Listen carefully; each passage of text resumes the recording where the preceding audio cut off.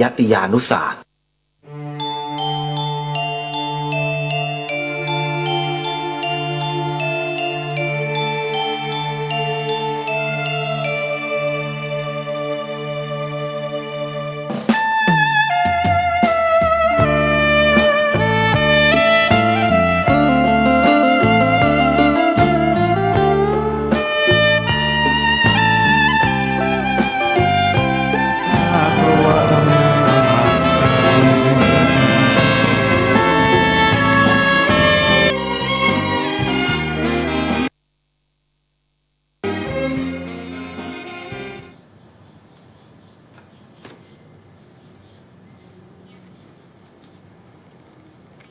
พุทธัง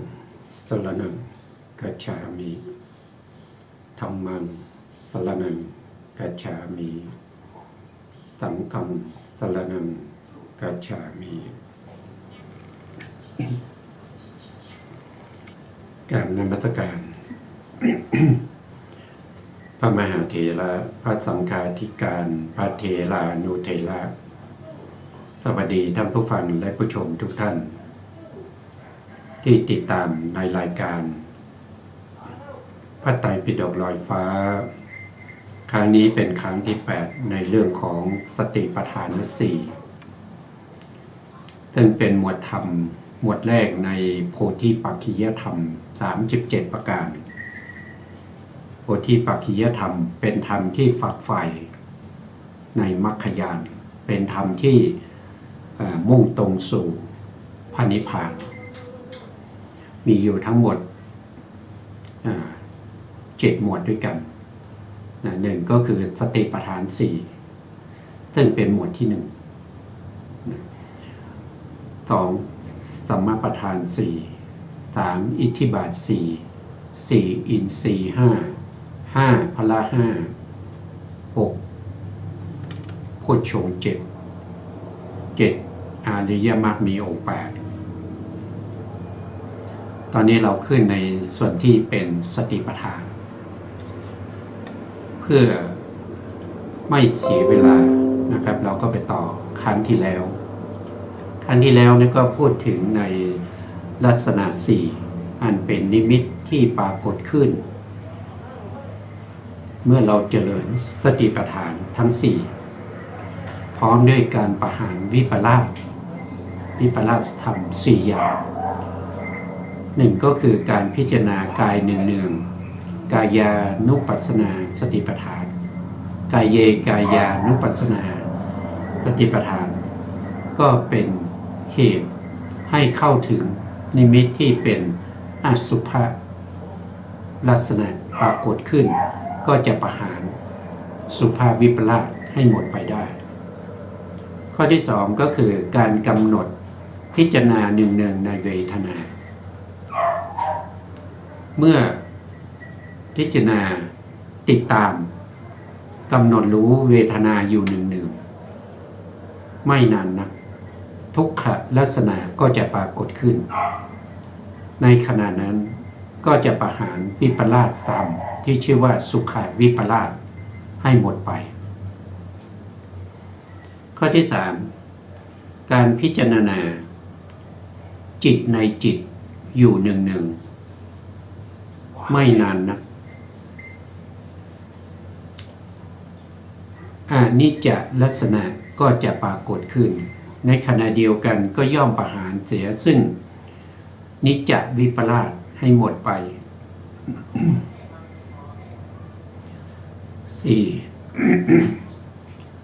4. การกำหนดพิจารณาในสภาวะของธรรมพิจารณาธรรมในธรรมอยู่เนืองๆก็เป็นเหตุให้อนัตตลักษณะปรากฏขึ้นในขณะเดียวกันก็จะประหารเสียซึ่งอัตตวิปลาสให้หมดไปทั้งหมดก็จะมีอยู่4ข้อนะครับครั้งที่แล้วเราพูดถึงอันนี้เราก็ไปต่อในสไลด์ใหม่ สไลด์ตรงนี้ท่านก็นำเอาข้อความมาลงในตารางนะครับ ตารางในช่องที่หนึ่งก็คือสติปัฏฐานสี่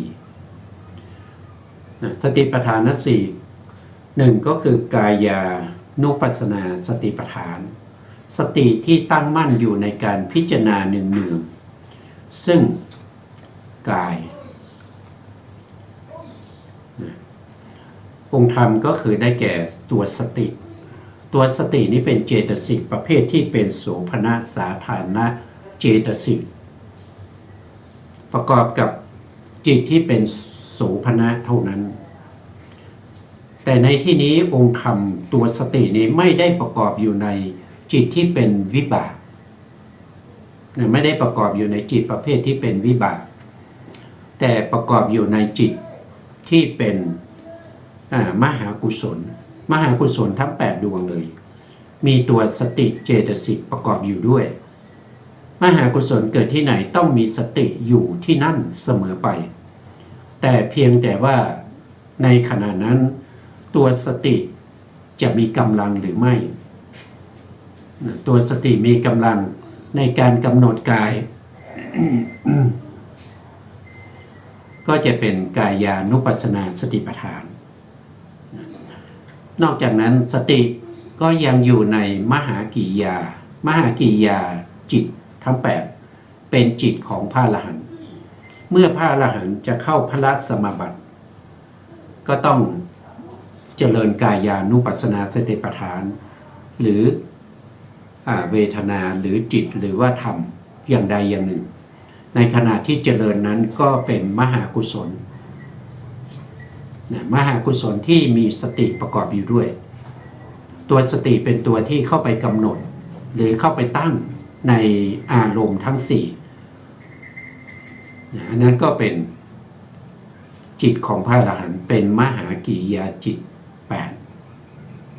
เป็นการเจริญบางท่านสงสัยว่าทำไม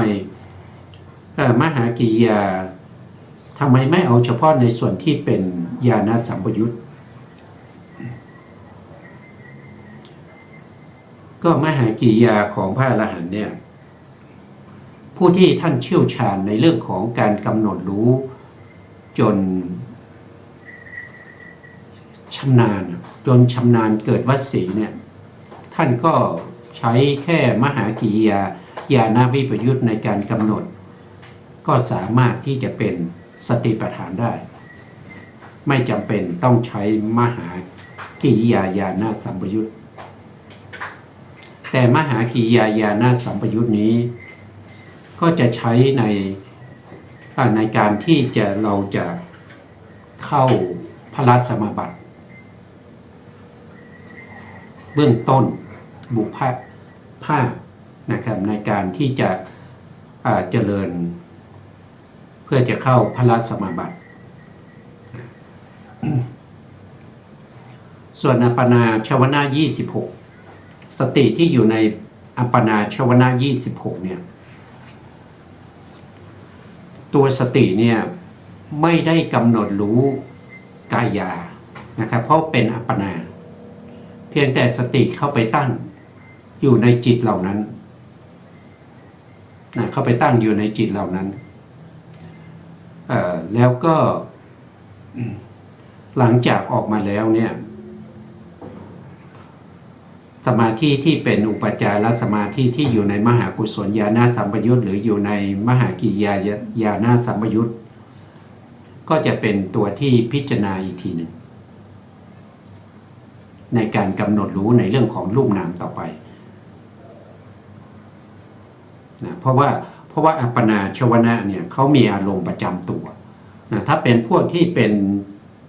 ปฐมฌานนี่ก็มีอารมณ์ถึง25อารมณ์ด้วยกันเขาไม่ได้มีอารมณ์ที่เป็นวิปัสสนาเขาไม่ได้มีอารมณ์ที่เป็นกายนะครับแต่เขามีอารมณ์ที่เป็นเขาเรียกว่าเป็นอารัมมณูปานิชฌานก็คืออารมณ์ที่เป็นฌานมีอารมณ์ที่เป็นฌานแต่ถ้าเป็นวิปัสสนาก็จะเป็นลักขณู ปณิชฌานนะก็คือตามดูลักษณะนะลักขณูก็คือลักษณะนั่นเองตามดูลักษณะของรูปนามนะตรงนี้ท่านได้กำหนดในเรื่องขององค์ธรรมว่าสติที่อยู่ในอัปปนาชวนะก็ถือว่าเป็นสติที่กำหนดกายอยู่เนืองๆนี่ก็นำไปพิจารณาดูนะครับ ข้อที่สองเวทนานุปัสสนาสติปัฏฐานสติตั้งมั่นอยู่ในการพิจารณาหนึ่งซึ่งเวทนาเวทนาก็มีในการกำหนดเราก็จะกำหนดเวทนา3นะครับเป็นทุกขเวทนาหรือทุกขเวทนาหรืออุเบกขาเวทนาตามสมควรแก่อารมณ์ในขณะที่เขากำลังปรากฏอยู่นะครับเขากำลังปรากฏอยู่ก็คือเวลาที่เขาเกิดขึ้นเราก็กำหนดรู้แต่จริงๆแล้วเนี่ยเป็นการกำหนดรู้ตามนะครับรู้ตามไม่ใช่ขณะนั้นคือในขณะที่เวทนาที่เป็นสุขกำลังเกิดขึ้นมาเนี่ยถ้าจิตขณะนั้นเขาจะเวลาที่เขากำหนดกายใช่ไหมเขากำหนดอิริยาบถสมมตินะครับเขากำลังกำหนดในอิริยาบถของการเดินการยกการแย่งการเหยียบนะครับจิตนั้นก็มีสติในการรู้อาการลักษณะของอาการเคลื่อนไหวของเท้าในการเคลื่อนไหวด้วยการยกการย่างการเหยียบจิตนั้นเขาจะไม่มีเวทนาเป็นอารมณ์เพราะเขากำหนดกายอยู่แต่เมื่อเวทนาเกิดขึ้นเวทนาเป็นอารมณ์ที่มีกำลังมากกว่าเพราะฉะนั้นเขาก็เปลี่ยนจากการกำหนดรู้ถึงอิริยาบถในการเดินมากำหนดเวทนาแต่เวทนานั้นก็ต้องเกิดขึ้นก่อนนะครับเวทนาที่เกิดขึ้นก่อนนั้นมีกำลังถึงปรากฏชัดเจนผู้ปฏิบัติก็เปลี่ยนอารมณ์จากกายมาเป็นเวทนาก็จะเป็นอย่างนี้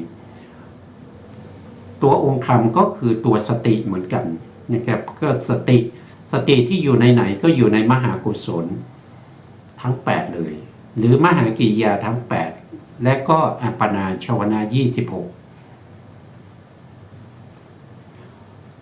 3. จิตตานุปัสสนาสติปัฏฐานจิตตานุปัสสนาสติปัฏฐานสติที่ตั้งมั่นอยู่ในการพิจารณาหนึ่งซึ่งจิตก็คืออะไรก็คือจิตนี่มีสภาวะของการรู้นะครับวิชานั้นนะลักขณังคือรู้อารมณ์เป็นลักษณะจิตต้องรู้อารมณ์เป็นลักษณะเนี่ยเมื่อมีกำลังมากขึ้นอย่างเช่นมีความยินดีพอใจในจิต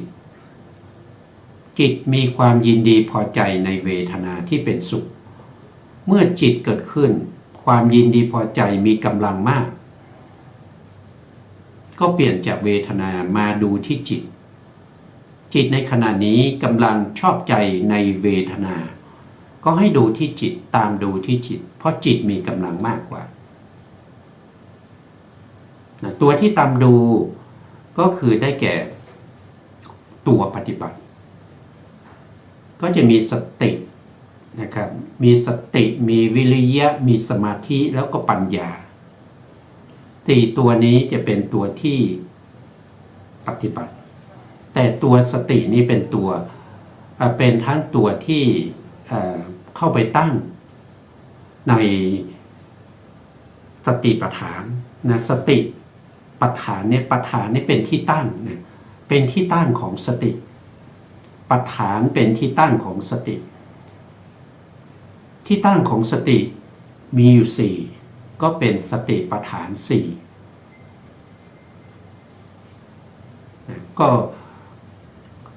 ก็จะขาดตัวใดตัวหนึ่งไม่ได้ตัวปฏิบัติถ้าไม่มีวิริยะความเกียจคร้านก็จะเข้าแทรกทีหน้ามิท่าก็จะเข้าแทรกง่วงเหงาหานอนเข้าแทรกถ้าวิริยะยังไม่เกิดก็ไม่รู้หรอกว่าเรากำลังง่วงก็ต้องมีวิริยะมีสมาธิมีปัญญามีสตินี้เป็นตัวที่คอยระมัดระวังให้การกำหนดในกายในเวทนาในจิตนี้ให้เป็นไปตามสมควรแก่สภาวะธรรมนั้นๆ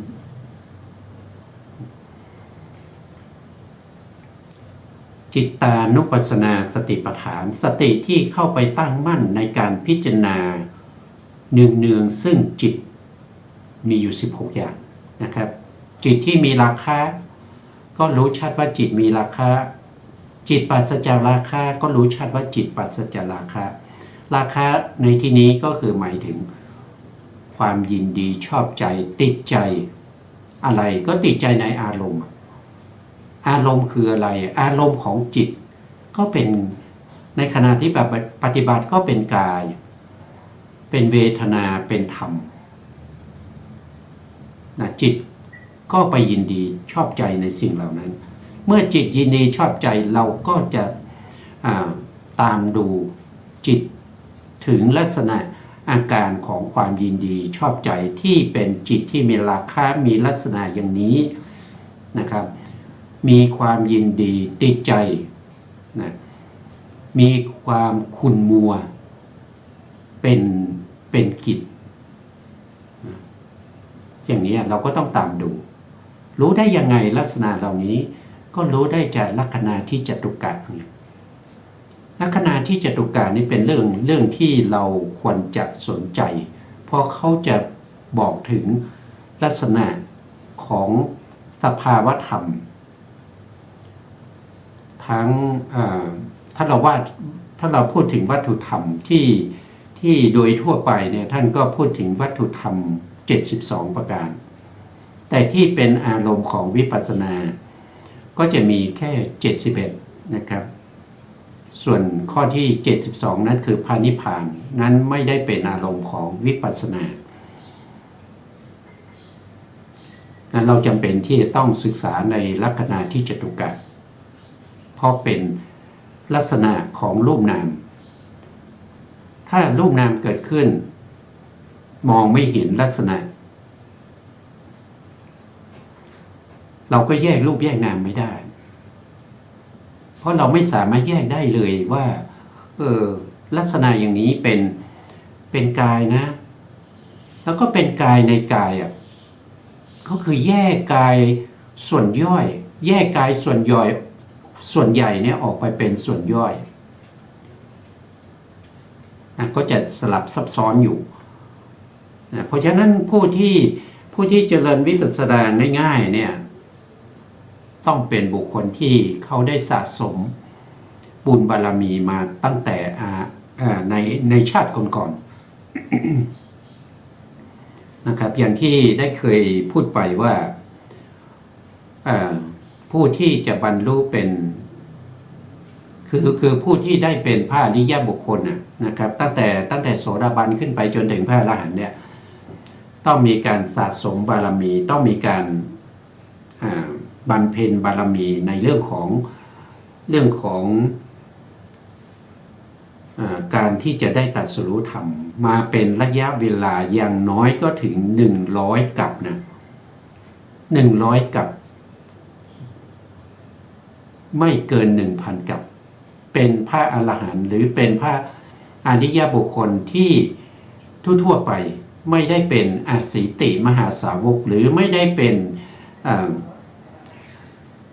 อัครสาวกเป็นสาวกทั่วๆไปต้องใช้เวลาบำเพ็ญถึงอย่างน้อยๆ100กัปนะครับแต่ไม่เกิน 1,000 กัป ดูในฎีกานะครับมีในฎีกาที่เคยได้เรียนท่านผู้ฟังไปครั้งหนึ่งนะครับในฎีกามีอยู่นะครับ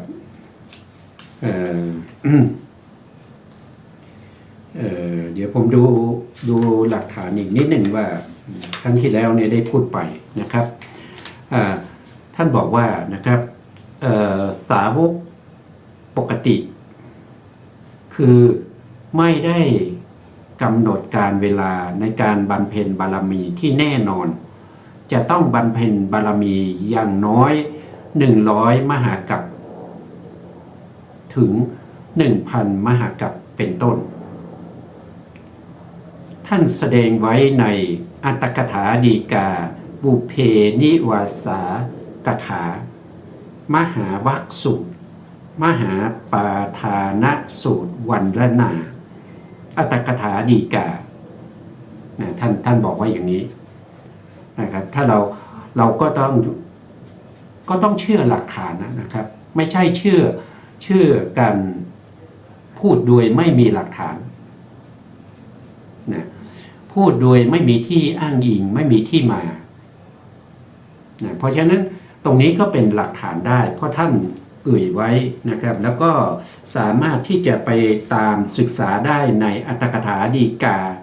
นะครับที่ท่านให้หลักฐานไว้อันนี้ก็เป็นที่ยืนยันได้นะครับว่าผู้ที่จะได้ตรัสรู้เป็นพระอริยบุคคลอย่างน้อยๆต้องบำเพ็ญบารมีมาถึง100มหากัป100มหากัปเนี่ยไม่ใช่น้อยๆนะ100มหากัปนี่ไม่ใช่น้อยๆนะครับบอกไว้ตรงนี้นะครับก็คือโลก100 ใบ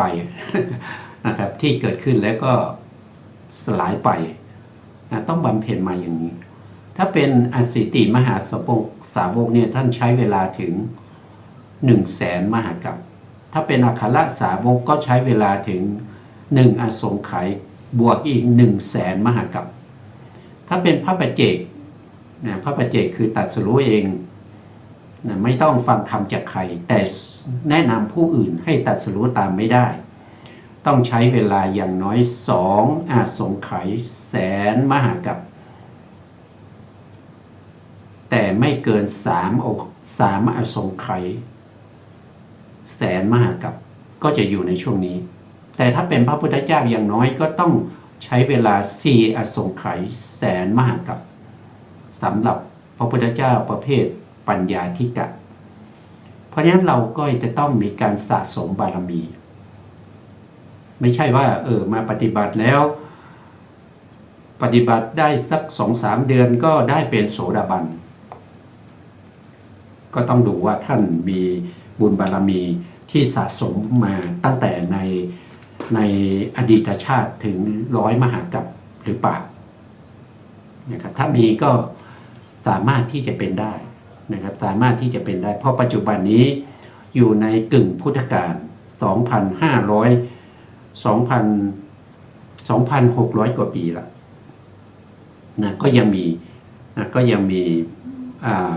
ถ้าว่าโดย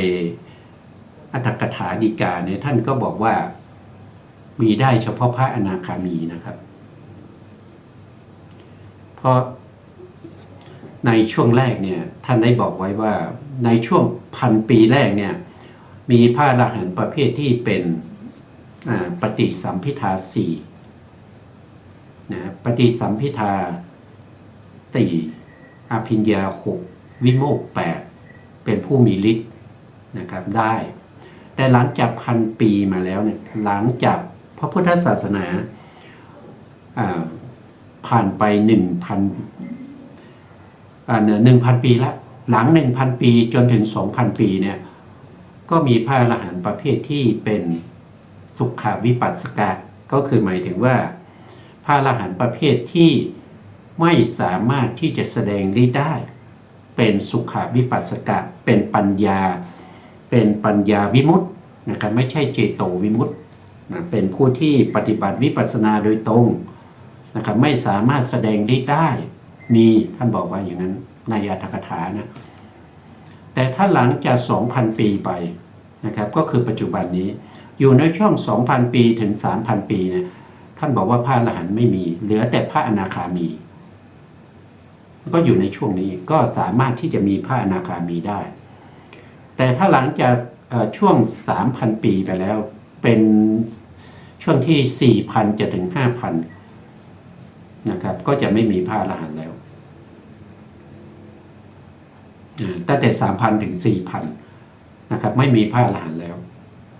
นะครับก็จะมีเฉพาะพระสกทาคามีแต่ถ้าหลังจากนั้นไปก็คือช่วง 4,000 ไปถึง 5,000 ก็จะมีเฉพาะพระโสดาบันแต่ปัจจุบันนี้เราก็หายากแล้วนะครับแค่โสดาบันเนี่ยเราก็ไม่สามารถที่จะหาได้แต่มีอยู่นะครับแต่มีอยู่จะอยู่ที่ไหนเราไม่รู้ผู้ที่ประกาศตนเป็นพระอริยบุคคลเหล่านั้นก็ตั้งสมมติฐานไว้ว่าเขาไม่ได้เป็นนะครับเพราะว่าผู้ที่เป็นพระอรหันต์แล้วท่านจะมีอุปนิสัยในการเขาเรียกว่าวิเวกนะมากน้อยสันโดษวิเวกไม่คุกคีปาโลภควรเพียรเขาจะไม่บอกนะครับถ้าบอกนั่นคือมากๆวางลาภสักการะถ้าบอกว่าผมเป็นพระอนาคามีนะผมเป็นพระอรหันต์อย่างนี้แสดงว่าวางลาภสักการะก็คือเป็นผู้มากๆอันนี้ก็ว่าไปตามอัตถกถาฎีกานะครับต่อไปนะครับข้อที่4นะครับข้อที่4ธรรมานุปัสสนาสติปัฏฐานสติที่ตั้งมั่นอยู่ในการพิจารณาหนึ่งซึ่งสภาพธรรมที่เป็นโดยอาการที่ปราศจากตัวตนนะไม่ว่าจะเป็นกายนะครับกายส่วนไหนก็ตามนะครับไม่มีตัวตนอยู่ในนั้นเลยไม่ว่าจะเป็นผมจะมีตัวตนอยู่ในผมไหมไม่ว่าจะเป็นเล็บเป็นหนังเป็นเอ็นเป็นกระดูกหรือว่าจะเป็นตาเป็นหูเป็นจมูกเป็นลิ้นเป็นกายมีตัวตนอยู่ในนั้นหรือเปล่าไม่มีเลยนะครับไม่มีตัวตนอยู่ในนั้นเลยรู้ได้ยังไงก็รู้ได้ว่าถ้ามีตัวตนเนี่ยตัวตนนั้นก็สามารถที่จะบังคับบัญชาได้เพราะเป็นอัตตาก็ต้องบอกว่าอย่าแก่นะสายตาอย่าสั้นนะสายตาอย่ามัวนะหูอย่าตึงนะแก่มาแล้วหูตึงแก่มาแล้วผมงอกแก่มาแล้วฟันหลุดแก่มาแล้วหนังเหี่ยวย่นถ้ามีอัตตาตัวตนเราก็สามารถที่จะบังคับบัญชาได้แต่นี้มันไม่ใช่อย่างนั้นมันไม่สามารถที่จะกำหนดให้เป็นไปตามที่เราต้องการได้เขาไม่ได้เชื่อฟังเราเขาไม่ได้เป็นเราเขาไม่ได้เป็นตัวตนของเราเพราะฉะนั้นก็ปราศจากตัวปราศจากตนเป็นแต่สภาวะของเป็นความเป็นธาตุที่เป็นไปตามธรรมชาติอยู่หนึ่งนิดสภาวะธรรมที่เป็นธาตุนั้นคือการทรงไว้ซึ่งสภาวะของตนอย่างเช่นธาตุดินเขาทรงไว้ซึ่งสภาวะของความแข็งถ้าแข็งน้อยก็จะอ่อนเขาไม่ได้ทรงไว้ว่าเป็นคุณนะความแข็งเนี่ยเป็นคุณนะความแข็งนี่เป็นเรานะความนุ่มนี่เป็นเรานะเนี่ยเขาไม่ได้เป็นอย่างนี้เลยนะครับเขาเป็นธาตุทรงไว้ซึ่งสภาวะของตนถ้าเป็นธาตุดินก็ทรงไว้ซึ่งความแข็งถ้าเป็นธาตุน้ำก็ทรงไว้ซึ่งความเอิบอาบหรือไหลเกาะกลุ่มนะถ้าเป็นธาตุไฟก็ทรงไว้ซึ่งความเย็นความร้อนถ้าเป็นธาตุลมก็ทรงไว้ซึ่งความสั่นไหวความตึงนะความตึงความหย่อน ความสั่นไหวการนำออกเหล่านี้เป็นสภาวะลักษณะที่จตุกะของธาตุที่เป็นไปในสังขารธรรมทั้งหลายก็จะเป็นอยู่อย่างนี้เขาจะไม่มีการเปลี่ยนแปลงสภาวะของธาตุดินก็ต้องแข็งอยู่สภาวะของธาตุดินจะให้เขาเป็นลักษณะของการไหลไม่ได้การไหลนั้นเป็นสภาวะของธาตุอาโปคือธาตุน้ำเนี่ยมันก็เป็นของสภาวะเป็นธาตุนะไม่ใช่ตัวไม่ใช่ตนไม่ใช่สัตว์ไม่ใช่บุคคลไม่ใช่ชีวะใดๆทั้งสิ้นมันว่างเปล่าจากความหมายของความเป็นตัวตนเป็นแต่สภาวะธาตุทรงไว้ซึ่งลักษณะของตนของตนเท่านั้นเองเป็นไปตามเหตุตามปัจจัยอยู่หนึ่งนิดเมื่อมีเหตุมีปัจจัยก็เกิดขึ้นเมื่อเหตุและปัจจัยดับธาตุนั้นก็ดับไปตามเหตุตามปัจจัยองค์ธรรมก็คือได้แก่สติเหมือนกันนะครับสติที่ในมหากุศลจิต8มหากิริยาจิต8ในอัปปนาชวนะ26อันนี้เป็นองค์ธรรมเป็นตัวสตินะครับเข้าไปตั้งอยู่ในฐานของธรรมเพื่ออะไรก็เพื่อในการพิจารณาเนืองๆถึงสภาวะธรรมที่เป็นอยู่ในอาการที่ปราศจากตัวตนอันนี้ก็ผ่านไปนะครับต่อไปในสไลด์ต่อไปนะสไลด์ต่อมาก็คือท่านบอกว่าสติดวงเดียวเป็นสติปัฏฐานทั้ง4ได้สติดวงเดียวนี้เป็นสติปัฏฐานทั้ง4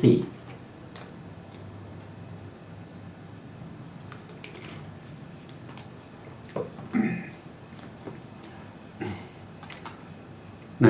เขาเขียนมาเป็นตารางนะครับตรงนี้อารมณ์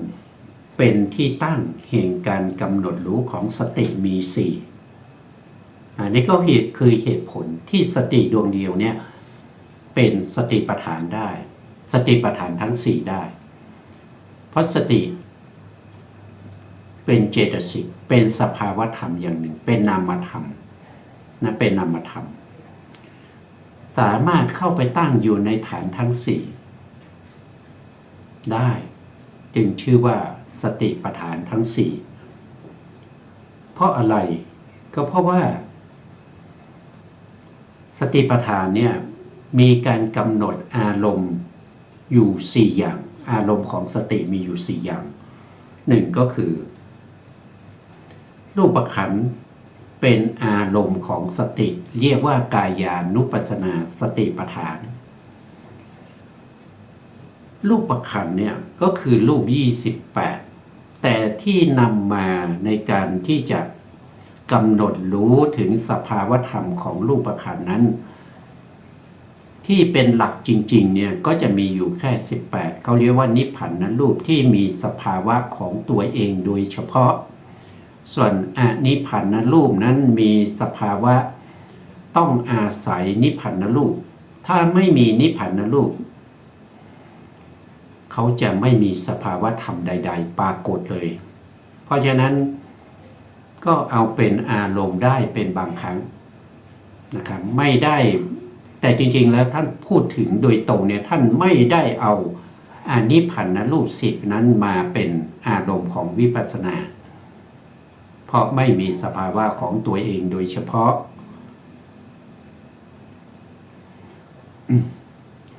นะครับอารมณ์เป็นที่ตั้ง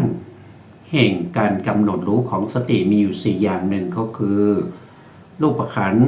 เป็นอารมณ์ของสติที่เรียกว่ากายานุปัสสนาสติปัฏฐานกายเยกายานุปัสสนาสติปัฏฐาน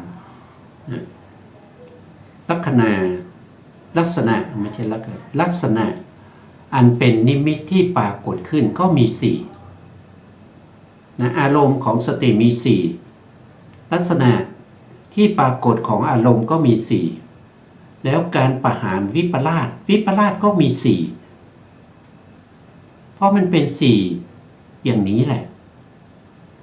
สติดวงเดียวจึงเป็นสติปัฏฐานทั้งสี่ได้อารมณ์ของสติมีสี่อย่างนะครับหนึ่งก็คือรูปขันธ์อันเป็นอารมณ์ของสติเรียกว่ากายานุปัสสนาสติปัฏฐานสองก็คือเวทนาขันธ์นะเป็นอารมณ์ของสติเรียกว่าเวทนานุปัสสนาสามวิญญาณขันธ์วิญญาณก็คือได้แก่จิตนะครับจิตก็คือเอาเฉพาะโลกียจิตนะโลกียจิต81นะครับเป็นอารมณ์นะเป็นวิญญาณขันธ์เป็นอารมณ์ของสติเรียกว่าจิตตานุปัสสนาสติปัฏฐานส่วนจิตที่เป็นมรรคจิตแล้วก็เป็นผลจิตเนี่ยนั่นเป็นฝ่ายโลกุตระเราจึงไม่นำมาเป็นอารมณ์ของวิปัสสนามาอารมณ์ของสติปัฏฐานเราไม่นำมาเพราะพ้นไปจากสติปัฏฐานแล้วนะเป็นขันธวิมุตติไปแล้วว่าโดยสัจจะนะสี่ก็คือสัญญาขันธ์และสังขารขันธ์สัญญาขันธ์และสังขารขันธ์เนี่ยเป็นอารมณ์ของสติเรียกว่าธรรมานุปัสสนาสติปัฏฐานอันนี้เป็นอารมณ์ของสติมีอยู่สี่อย่างถ้าว่าโดยขันธ์มีอยู่ห้านะครับแต่ห้านั้นจัดลงในสติปัฏฐานได้สี่ก็คือกายานุปัสสนาสติปัฏฐานสองเวทนานุปัสสนาสติปัฏฐานสามจิตตานุปัสสนาสติปัฏฐานสี่คือธรรมานุปัสสนาสติปัฏฐานเพราะขันธ์ห้าเนี่ยจัดมาเป็นอารมณ์ของสติเนี่ยได้อยู่สี่อย่างเพราะฉะนั้นสติดวงเดียวจึงเป็นสติปัฏฐานทั้งสี่ได้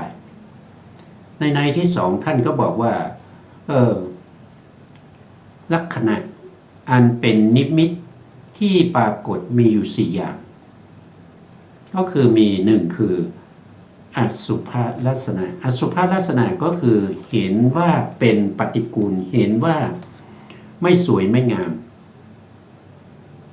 นะเห็นเป็นปฏิกูลเห็นว่าไม่สวยไม่งามเป็นสภาวะธรรมที่น่าเกลียดน่าขยะแขยงจะปรากฏเมื่อเราพิจารณาถึงผมขนเล็บฟันหนังเนื้อเอ็นกระดูกในกายของเราอันนี้เป็นรูปขันธ์แต่สิ่งที่พูดมานี้ทั้งหมดก็จะมีอยู่ทั้ง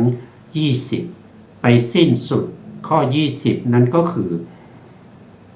มันสมองพวกนี้เป็นธาตุดิน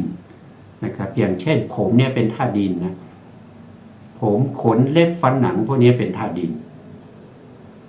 แต่ถ้าเราพิจารณาหนึ่งเนี่ยความเป็นปฏิกูลความเป็นสิ่งที่น่าขยะแขยงไม่ใช่สิ่งที่ดีไม่ใช่สิ่งที่สวยงามเลยนั่นแสดงว่าอสุภนิมิตปรากฏที่ไหนก็ปรากฏในการพิจารณาสภาวะธรรมเหล่านี้ตามความเป็นจริงในกายเราก็ประกอบด้วยธาตุสี่ใช่ไหมครับก็มีกายกายก็ในกายเราเนี่ยมีกายที่ประกอบด้วยธาตุสี่คือปฐวีธาตุมีอยู่20แล้วก็ต่อมาก็คืออาโปธาตุเนี่ยอาโปธาตุมีอยู่12นะครับมีอยู่12ตั้งแต่น้ำดีน้ำเสลดน้ำเหลืองน้ำเลือดเหงื่อมันอะไรพวกนี้ พวกนี้เป็นธาตุอาโปเป็นธาตุน้ำไปจนถึงปัสสาวะมุตตังนั่นเป็นที่จะมีอยู่12นะแล้วต่อมาก็จะเป็นธาตุไฟธาตุไฟเนี่ยก็จะมีอยู่4นะครับธาตุไฟมีอยู่4ก็ไฟหนึ่งก็คือไฟที่เป็นไออุ่นที่อยู่ในกายของเรามีไออุ่นใช่ไหมครับมีไฟประเภทที่ร้อนจัดทำให้ร่างกายเจ็บไข้ได้ป่วยวิปลาสนะแล้วก็มีไฟที่ย่อยอาหารนะมีไฟที่ช่วยในการย่อยอาหารอยู่ในกระเพาะนะครับแล้วก็มี4ก็คือไฟที่เผาผลาญร่างกายให้แก่ชราทำให้หนังเหี่ยวผมงอกอะไรพวกนี้นั้นก็ไฟที่ทำให้ร่างกายแก่ชราไปนะก็จะมีอยู่4ธาตุไฟมี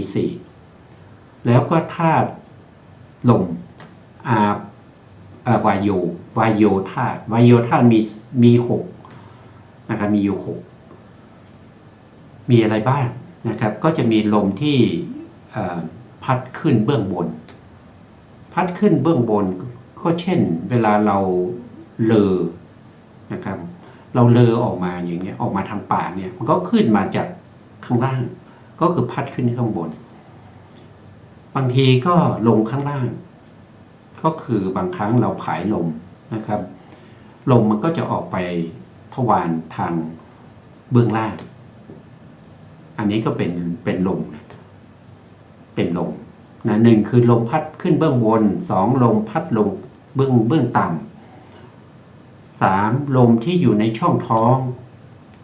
4ลมที่อยู่ที่ในลำไส้นะ5ก็เป็นลมที่อยู่ทั่วสารพันกายนั่นคือประเฉดก็คือช่องว่างระหว่างรูปกะลาต่อกันรูปกะลาจะมีช่องอยู่เป็นช่องว่างที่เรียกว่าเขาเรียกว่าเป็นปริเฉทรูปนั่นคือ5 6ก็คือได้แก่อัสสะสะปัสสะสะก็คือลมหายใจของเราทั้งหมดธาตุลมก็จะมีอยู่6ถ้าเราพิจารณาหรือเรากำหนดรู้ในธาตุเหล่านี้สิ่งที่ปรากฏขึ้นนั่นก็คืออสุภลักษณะว่ามันเป็นของปฏิกูลไม่สวยไม่งามหน้าขยัดขยงหน้ารังเกียจมีการขับออกในทวารทั้ง9นะอย่างนี้นะเมื่อลักษณะอย่างนี้ปรากฏเนี่ยนะครับนั่นก็คือสุภาที่เห็นว่าสวยงามนั้นมันก็ดับไปถูกอะไรถูกอสุภะเนี่ยเกิดขึ้นแทนนะเพราะฉะนั้นการประหารวิปลาสจึงมีคู่กับสุภาวิปคู่กับอสุภาวิปลาสก็คือประหารสุภาวิปลาสก็เป็นคู่กันนะครับก็จะมีอยู่4นะต่อมาก็คือการถ้าเราพิจารณาเวทนาอยู่หนึ่งเนี่ยลักษณะอันเป็นนิมิตที่ปรากฏขึ้นก็จะเป็นทุกขลักษณะส่วนทุกขทุกเนี่ยพวกเรารู้อยู่แล้วว่ามันเป็นทุกข์ทุกขทุกเนี่ยมันเป็นทุกข์เพราะการถูกทำร้ายการถูกตีถูกต่อยถูกหอกแทงถูกลูกศรปักเป็นทุกขทุกข์นะก็เป็นทุกขทุกข์เรารู้อยู่แล้วเป็นลักษณะของทุกขทุกข์ทีนี้ความสุขแหละความสุขเมื่อเราได้เห็นภาพที่สวยๆเมื่อเราได้ยินเสียงเพลงที่ไพเราะความสุขก็จะเกิดขึ้นแล้วความสุขนั้นทำไมเป็นทุกขลักษณะถ้าเราตามเห็นความสุขหนึ่งที่เกิดขึ้นเราจะเห็นว่าสุขนั้นเป็นสภาวะ ที่จะต้องทนอยู่ในสภาวะของความสุขแต่สภาวะนั้นมันทนได้ไม่นานมันต้องมีการเปลี่ยนแปลงวิปริณามะนะครับเปลี่ยนแปลงไปเป็นอย่างอื่นเมื่อเปลี่ยนแปลงไปอย่างอื่นนั้นก็คือเกิดทุกข์ละสิ่งที่เราได้เห็นอยู่บ่อยๆเป็นของที่สวยแต่ทำไมวันนี้เราไม่ได้เห็นเพราะว่าใครเอาของเราไปนะใครเอามือถือเราไปชอบใจในมือถือเพราะได้เลือกดูสรรหาจะดูสิ่งที่ตัวเองชอบแต่วันนั้นมือถือหายหรือว่ามือถือเสียเกิดความทุกข์ละเกิดความทุกข์ละอันนั้นแหละเขาเรียกว่าวิปริณามทุกข์ก็คือทนอยู่ในสภาพเดิมไม่ได้ต้องมีการเปลี่ยนแปลงไปเพราะฉะนั้นสุขเนี่ยจัดอยู่ในประเภทของวิปริณามทุกข์คือมีการเปลี่ยนแปลงแล้วก็อุเบกขาทำไมเป็นทุกข์ล่ะมันเป็นเฉยๆไม่ใช่หรือก็อุเบกขาเนี่ยมันเป็นสังขารทุกข์ที่เป็นความเฉยๆที่เรานั่งธรรมดาเฉยๆเนี่ยเรานั่งธรรมดาเฉยๆไปจะนั่งได้นานไหมแม้กระทั่งนั่งด้วยความสุขเนี่ยก็นั่งได้ไม่นานใช่ไหมมันทนอยู่ในสภาพเดิมไม่ได้แต่อุเบกขาเนี่ยท่านไปจัดอยู่ในประเภทที่เป็นสังขารทุกข์ความทุกข์โดยสังขารนะเช่นปวดเมื่อยนะปวดเมื่อยนะครับนั่งนานๆนี้มันเมื่อยแข้งเมื่อยขานะครับเดินก็ปวดขาอันนี้เป็นสังขารทุกข์มันมาจากสังขารนะเป็นสังขารทุกข์ไม่ว่าจะเป็นทุกขทุกข์หรือว่าเป็นวิปริณามทุกข์หรือสังขารทุกข์ทั้งหมดก็เป็นทุกข์ไม่ว่าจะเป็นสังขารทุกข์ก็คือทุกข์วิปริณามทุกข์ก็คือสุขสังขารทุกข์ก็คืออุเบกขาทั้งหมดถ้าเราตามเห็นอยู่เนืองๆเขาก็จะปรากฏนิมิตอันปรากฏขึ้นก็จะเป็นทุกขลักษณะไม่มีอะไรเลยที่เป็นสุขมันเป็นทุกข์ทั้งหมดในขณะที่ปรากฏขึ้นอย่างนี้นั่นก็แสดงว่าเข้าไปประหารสุภวิปลาสที่แต่เดิมเนี่ยเราเห็นว่าเป็นสุขเนี่ยให้สิ้นไปให้ดับไปจึงปรากฏเป็นทุกขลักษณะขึ้นมานะเพราะเขาเป็นธรรมที่เป็นปฏิปักษ์ต่อกันนะครับปฏิปักษ์ต่อกันคือเป็นคนละฝ่ายนะครับเขาจะไม่เกิดพร้อมกันนะทุกขทุกข์เนี่ยจะไม่เกิดพร้อมด้วยสุขวิปลาสทุกขลักษณะไม่เกิดพร้อมกับสุขวิปลาสนะข้อที่3นะครับเมื่อเราตามเห็นจิตของเราอยู่เนืองๆจิตมีโลภะก็รู้ชัดจิตมีราคะก็รู้ชัดว่าจิตมีราคะจิตปราศจากราคะก็รู้ชัดว่าจิตปราศจากราคะจิตมีโทสะก็รู้ชัดว่าจิตมีโทสะจิตมีโมหะก็รู้ชัดว่าจิตมีโมหะจิตปราศจากโทสะก็รู้ชัดว่าจิตปราศจากโทสะจิตปราศจากโมหะก็รู้ชัดว่าจิตปราศจากโมหะจิตฟุ้งซ่านก็รู้ชัดว่าจิตฟุ้งซ่านจิตตั้งมั่นก็รู้ชัดว่าจิตตั้งมั่นอย่างนี้ตามเห็นอยู่เนืองๆในเรื่องของจิตสิ่งที่เขาจะปรากฏขึ้นมาในเมื่อสภาวะนั้นมีกำลังมีสมาธิเข้าถึงอุปจารสมาธิมีปัญญาตามเห็นสิ่งเหล่านี้อยู่เนืองๆก็จะปรากฏเป็นอนิจจลักษณะก็คือเขาเห็นจิตที่เป็นราคะจิตเนี่ยมันมีการเปลี่ยนแปลงมันเกิดขึ้นมันดับไปมันเวลาเกิดขึ้นนะจิตที่มีราคะเนี่ยเขาเกิดขึ้นแค่ช่วงระยะเวลาที่สั้นๆเท่านั้นเอง เขาทำหน้าที่ชาวนะในช่วงที่เป็นชาวนะนั้นน่ะเขาเกิดขึ้นมาแค่เกิดดับแค่7 ดวงเท่านั้นในแต่ละวิถีที่เป็นปัญจทวารวิถีเกิดขึ้น7 ขณะแล้วก็ดับไปแล้วก็มโนทวารวิถีเกิดขึ้นมาอีก7 ขณะหรือว่ามโนทวารวิถีเกิดดับไป4 วิถีที่เป็นเขาเรียกว่าเป็นอติตคณวิถีที่เกิดต่อจากปัญจทวารวิถีหรือเป็นสมุหคณวิถีหรือเป็นนามคณวิถีหรือเป็นอัฏฐคณวิถีเกิดขึ้นสืบต่อกันดับไปอย่างนี้เรื่อยๆมันจะไม่มีความเป็นความเที่ยงเลยเพราะฉะนั้นลักษณะเหล่านี้ก็เป็นลักษณะของความเป็นอนิจจลักษณะคือมันไม่เที่ยงมันเป็นลักษณะของความไม่เที่ยงมีขึ้นจากที่มันไม่มีแล้วมันก็มีขึ้นจากที่มีอยู่มันก็ดับไปหมดไปก็มีขึ้นมาใหม่นะครับผู้ที่ปฏิบัติเนี่ยก็จะตามเห็นเป็นวิถีนะครับเป็นคือจิตนั้นเกิดขึ้นก่อนวิถีนั้นดับไปแล้วก็จะมีวิถีหลังๆเนี่ยเกิดขึ้นมารู้วิถีที่เพิ่งดับไป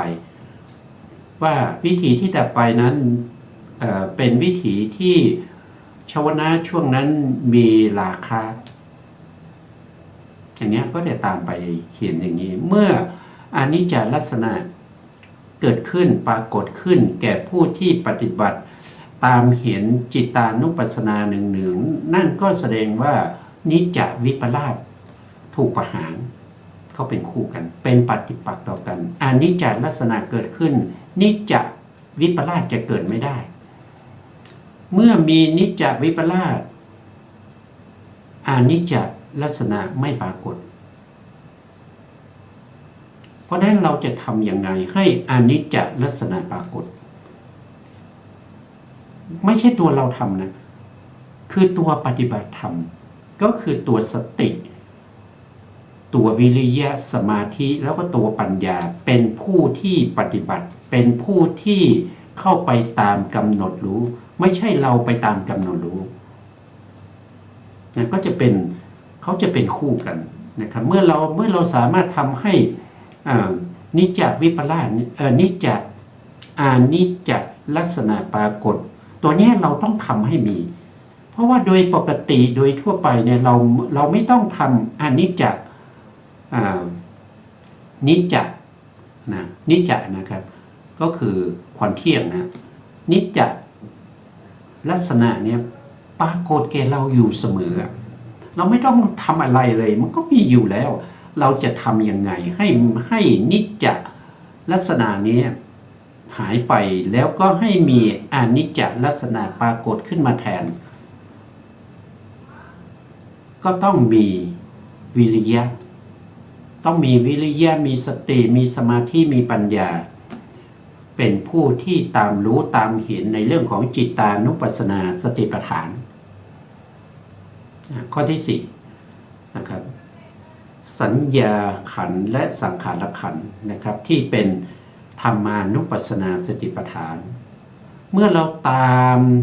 รู้ตามเห็นของเหล่านี้อยู่เรื่อยๆนะครับสิ่งที่ปรากฏเป็นนิมิตนั้นก็จะเป็นอนัตตลักษณะว่าสิ่งเหล่านี้เป็นแต่สภาวะของความเป็นธาตุเท่านั้นไม่ใช่สัตว์ไม่ใช่บุคคลไม่ใช่ตัวตนไม่ใช่ชีวะนะว่างเปล่าจากความหมายของความเป็นตัวตนเป็นสัตว์เป็นบุคคลแต่จะถึงตรงนั้นได้เนี่ยต้องมีความอดทนมีวิริยะต้องมีการปฏิบัติที่เอาใจใส่ด้วยศรัทธานะครับไม่ใช่ปฏิบัติแบบศรัทธานี่ไม่ตั้งมั่นเลยปฏิบัติโดยไม่เคารพอยากจะปฏิบัติก็ปฏิบัติไป อยากจะหยุดก็หยุดไปไม่ต่อเนื่องสมาธิจึงไม่มีกำลังเมื่อสมาธิไม่มีกำลังจึงทำให้เราไม่สามารถที่จะเข้าถึงความเป็นอนัตตลักษณะได้ต้องทำต่อเนื่องกันไปเรื่อยๆอนัตตลักษณะก็จะปรากฏเมื่ออนัตตลักษณะปรากฏนั่นก็แสดงว่าในขณะนั้นอัตตวิปลาสก็ถูกประหารไปเพราะอัตตลักษณะนี้จะดับไปอัตตลักษณะนี้เป็นวิปลาสนะไม่มีนะครับไม่มีแต่เราไปเข้าใจว่ามันเป็นอย่างนี้จึงเป็นวิปลาสเพราะมันไม่มีตัวตนอยู่ในตาหูจมูกลิ้นกายใจเนี่ยมันไม่มีตัวตนเลยไม่มีตัวตนอยู่ในผมขนเล็บฟันหนังนะไม่มีตัวตนไม่มีตัวตนอยู่ในตับในไตในปอดในหัวใจไม่มีนะครับสิ่งเหล่านั้นเป็นแต่สภาวะเท่านั้นเอง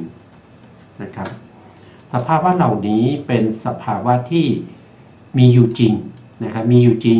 แต่มันไม่ใช่สัตว์ไม่ใช่บุคคลนะครับไม่ใช่สัตว์ไม่ใช่บุคคลเป็นแต่สภาวะเป็นไปตามเหตุตามปัจจัยอยู่หนึ่งนี้เราต้องปฏิบัติให้เข้าถึงสุดท้ายนี้ขอกราบขอบพระคุณพระครูสมุทรวิสุวัตรวรกิจโจผู้อำนวยการสถานีวิทยุเพื่อการศึกษาพระพุทธศาสนาและวัฒนธรรม FM 104.5 เมกะเฮิรตซ์วัดฝายหินจังหวัดเชียงใหม่และขอกราบขอบพระคุณพระครูปริยัติยานุศาสตร์ขอบคุณท่านผู้ฟังและผู้ชมทุกท่านที่ติดตามในรายการพระไตรปิฎกลอยฟ้าพบกันใหม่ในโอกาสต่อไปครับวันนี้ลาไปก่อนครับสวัสดีครับ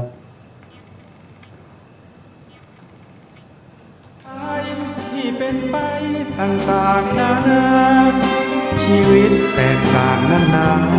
จำชักพาพบเย็นพบร้อนคนไม่เข้าใจกัน